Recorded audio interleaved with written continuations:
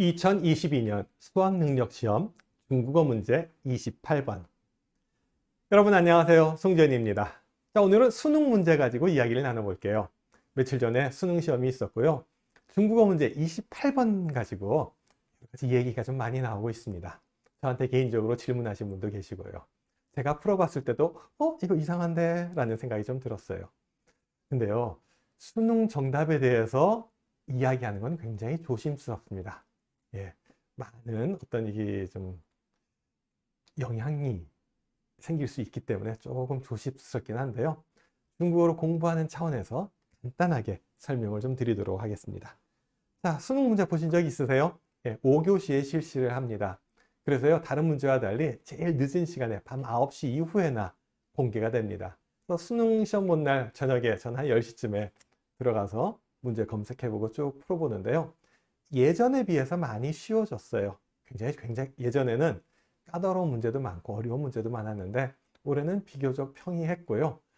28번하고 30번 문제가 약간 좀 논란의 소지가 있겠다라는 생각이 듭니다. 오늘 일단 28번 문제 여러분과 이야기 나눠보도록 할게요. 다음 문장에서 표현이 옳지 않은 것은 이라고 해서 5개 중에 하나, 옳지 않은 것, 잘못된 문장을 고르라는 겁니다.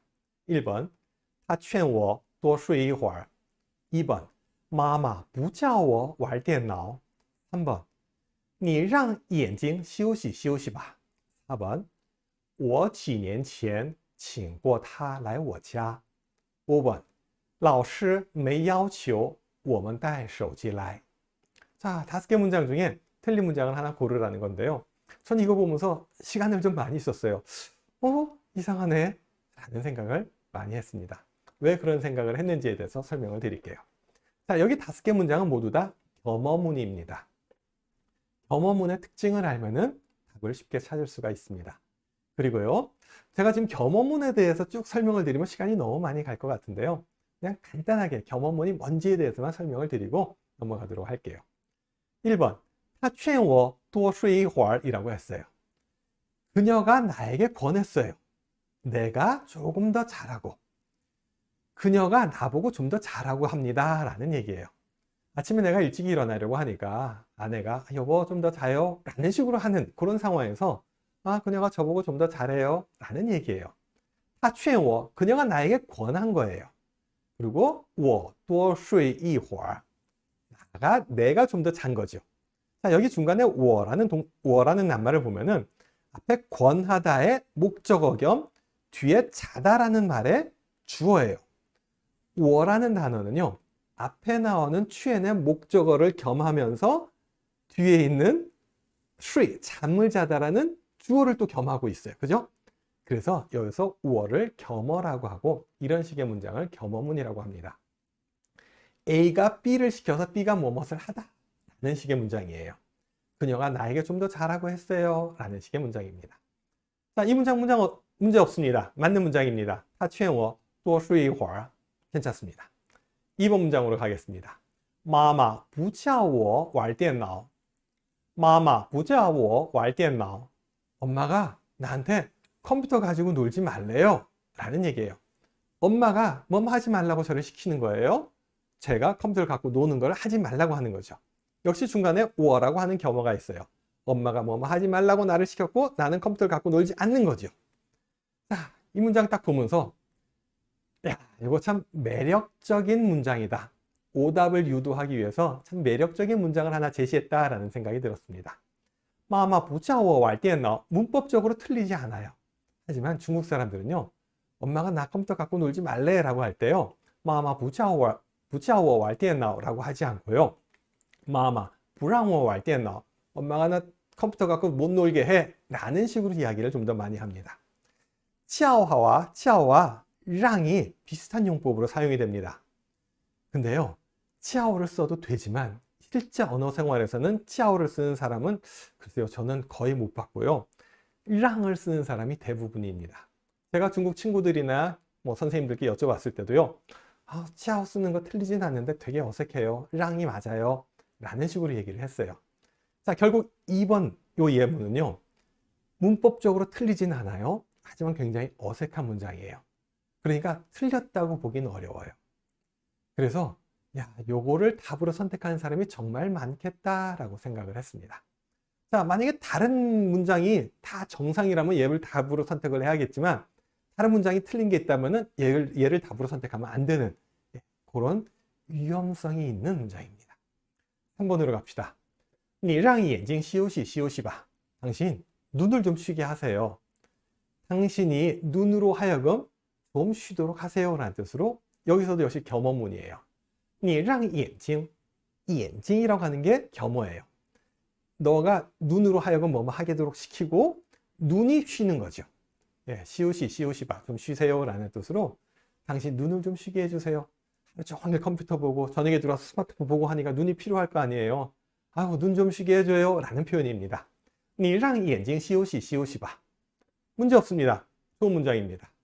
자, 4번으로 갑시다. 我几年前请过他来我家.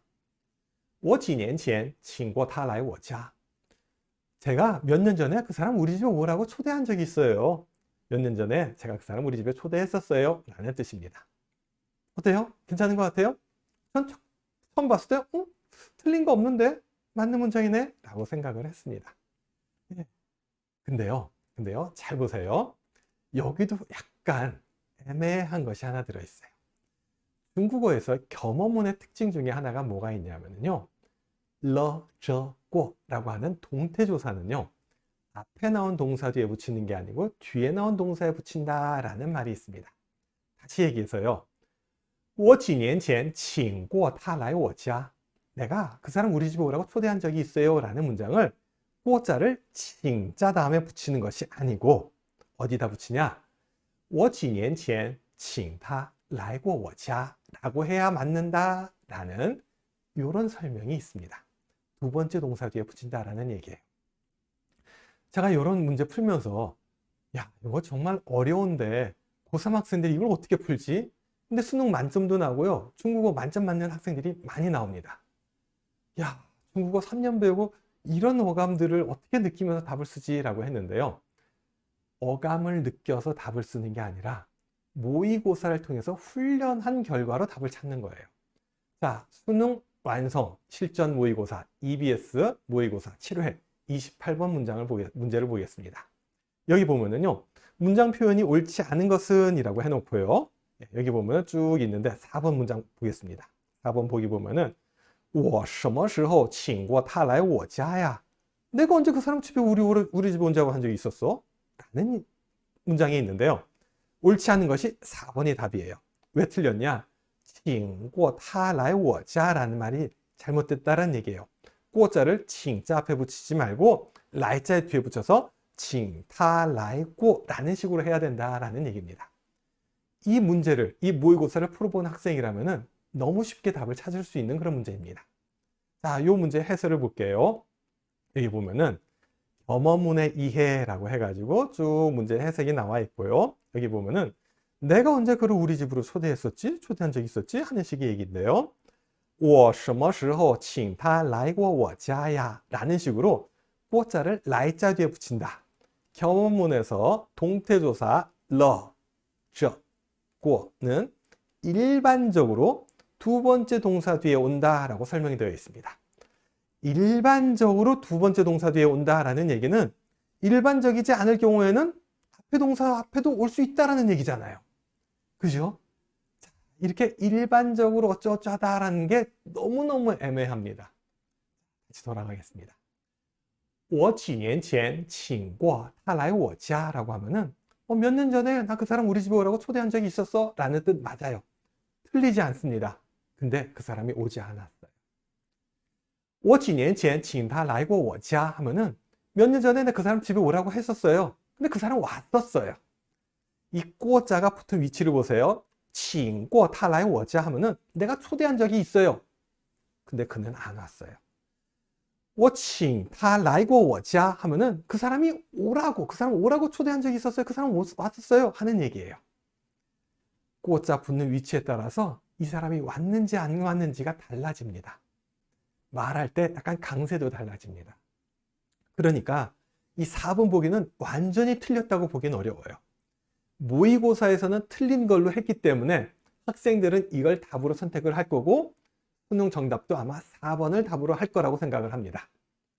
하지만 이 문장도요, 이렇게 쓰는 게 틀렸다고 보기는 어렵습니다. 그럼 진짜 이런 문장이 쓰이느냐? 코퍼스를 뒤져봤어요. 위랴쿠, 말뭉치라고 하죠. 이 중국의 말뭉치, BCC를 뒤졌습니다. 그랬더니 我请过他们来他们下来我请过他们下来 하는 식으로 칭자 다음에 꼬자가 붙는 예문이 등장합니다. 다른 예문도 있었어요. 我请过秦晖先生来报社开过讲座. 여기서도 请过누구누구 来 어쩌고 하는 문장이 나와요. 이 이야기는 무슨 얘기예요? 칭자 다음에도 꼬자를 붙는 예문이 있다라는 얘기입니다. 중국 사람들이 그렇게 말을 사용한다라는 얘기예요. 결국 4번도 틀린 문장 아니에요. 하지만 EBS에서 수능 이 모의고사에서 다뤘던 문장이기 때문에 수능에선 이걸 답으로 택했을 가능성이 상당히 높습니다. 자, 5번 가봅시다. 5번 보기 보면은 老师没要求我们带手机来. 선생님이 우리에게 요구하지 않았어요. 우리 핸드폰 가져오는 걸 요구하지 않았어요. 선생님이 우리한테 핸드폰 가져오라고 하지 않았어요. 라는 얘기예요. 선생님이 우리를 시키고 우리가 핸드폰을 가져오는 것, 이걸 하지 말라는 얘기예요. 결국 我们이라고 하는 겸어가 들어간 겸어문 맞습니다. 뭐 이 문장 큰 문제 없습니다. 자, 그럼 이 5개 문장 다시 한번 봅시다. 문장 표현이 옳지 않은 것은 1번 괜찮아요. 2번 문법적으로 틀리지 않지만 조금 어색해요. 랑자를 쓰면 좋았을 것 같아요.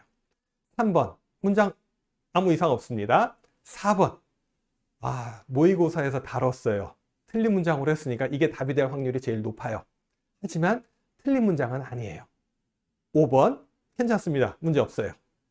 2번이냐 4번이냐 여기서 이제 갈등을 하게 되는데 모의고사를 푼 학생이라면 4번을 답으로 찍었고요. 4번이 정답으로 발표가 됐습니다. 근데 문제는 제가 중국 친구들한테도 보여주고 중국 선생님들한테 물어봤어요. 답이 몇 번이에요? 했더니 2번, 4번 답이 2개예요 라고 얘기한 분들이 계셨고 답이 없어요 라고 얘기한 사람도 있었습니다. 저 역시 답이 없네 라고 생각을 하다가 그래도 하나는 써야 될 거 아니에요. 그래서 저는 정말 어색한 4번은 안 어색해요. 괜찮거든요. 2번을 찍었다가 저는 틀렸어요. 28번. 전 답이 없다라고 생각을 했습니다. 근데 수능 답안지에 보면 어떻게 되어 있어요? 답은 4번. 28번에는 4번으로 되어 있습니다. 중국에서도요, 이 문제를 가지고 왈가왈부 이야기가 많습니다. 제가 이 얘기하면서 페이스북에다가 글을 올려서 중국인 교수님, 우리 광원대학의 국 교수님이라든지 또 제자 가운데 학교에서 선생님하고 있는 조희경 선생님, 조 선생님이랑 뭐 이렇게 이야기 많이 나눴습니다. 그러면서 조 선생님이 뭐 여러 가지 자료도 제공을 해주시고 모의고사 그 사진도 찍어 보내주시고 그래서 이제 이거 만들게 되었는데요. 중국에서 지금 어떤 일이 일어나고 있는지에 대해서 우리 또 국 교수님이 보내주셨어요. 여기 보면은 我为什么觉得为什么感觉28题没有错误呢? 나 왜 28번에 틀린 게 없는 것 같지? 틀린 게 없는 것처럼 느껴져. 너무 당연한 거예요. 2번도 그렇고 4번도 그렇고 쓸 수 있는 문장이기 때문에 그렇습니다. 중국 네티즌들이 이상한 문제야 뭐 이런 식으로 얘기하기도 하고요. 자, 이 사람 보면은 뭐 다른 거는 앞쪽에 前面都很顺 앞쪽엔 큰 문제 없어요. 다 순조로워요. 但是28和30 28번하고 30 이 두 개는 竟然错了 틀렸어요 라고 얘기합니다. 저도 똑같은 생각입니다. 28번하고 30번은 논란의 소지가 있습니다. 자, 그 다음에요. 이 사람도 보면은 28의 2 28번에 2번 보기는 也有些语病 약간의 문제가 있어요. 말이 좀 이상해요 라고 얘기를 하고 있습니다. 왜냐? 중국 사람들이 그런 말을 쓰지 않기 때문입니다. 자, 이 사람도 봅시다. 28티 28번은요. 랑으로 바꾸면은 좀 더 맞을 것 같아요 라는 식의 얘기죠. 그리고요 4번도 그렇게 얘기할 수 있어요. 그리고 2번은 그다지 맞지가 않는 것 같아요. 랑으로 바꾸는 게 더 맞을 것 같아요. 2번처럼은 말하지 않아요 라고 얘기를 해놨습니다. 자, 결국 이 모의고사에서 보면은 러 조건은 일반적으로 두 번째 동사 뒤에 온다라고 한 설명 때문에 4번이 답이 됐지, 중국인들은 4번을 답으로 생각하지 않는다라는 얘기입니다. 수능은요, 시험 그 자리에서 보고 틀리고 맞고 뿐만 아니라 이 문제를 가지고 학생들이 계속 공부를 해요. 그러면은 지금 고등학교 2학년, 1학년 학생들이 이 문제 갖고 공부하면서 이걸 잘못 알게 된다는 게 전 더 큰 문제라고 생각을 합니다. 수능 문제를 조금 더 이게 어감을 느낄 수 있게 출제하면 좋겠다라는 생각을 했고요. 이걸 가지고 이의 제기를 해도 4번이 답이다라는 것에는 어떤 반론을 제기하기 좀 힘들 것 같아요. 왜냐? 2번은 문법적으로 틀리지 않았고 4번은 문법적으로 틀린 부분을 말할 수 있기 때문입니다. 그렇다고 해서 제가 채점을 한다면은 저는 제가 출제를 잘못했다라고 이렇게 시인을 할 것 같아요. 근데 저 출제 안 했습니다. 어떤 이 논란의 소지가 있기 때문에 많은 분들이 지금 이야기를 하고 있는데요. 평가원에서 이렇게 올바른 판단을 해서 이렇게 좀 불이익을 당하지 않는, 불이익을 당하는 학생이 없었으면 좋겠다는 생각을 해봅니다. 뭐 논란이 되고 있는데 제가 논란에 불을 지피는 게 아닌가 조금 염려스럽기도 하는데요. 중국어의 어감을 알고 정확한 사용법을 아는 게 더 중요하다는 생각에 간단하게 동영상 하나 만들었습니다. 다음에 30번 문제 또 한번 이야기 나눠보도록 할게요. 감사합니다. 谢谢，我们再会。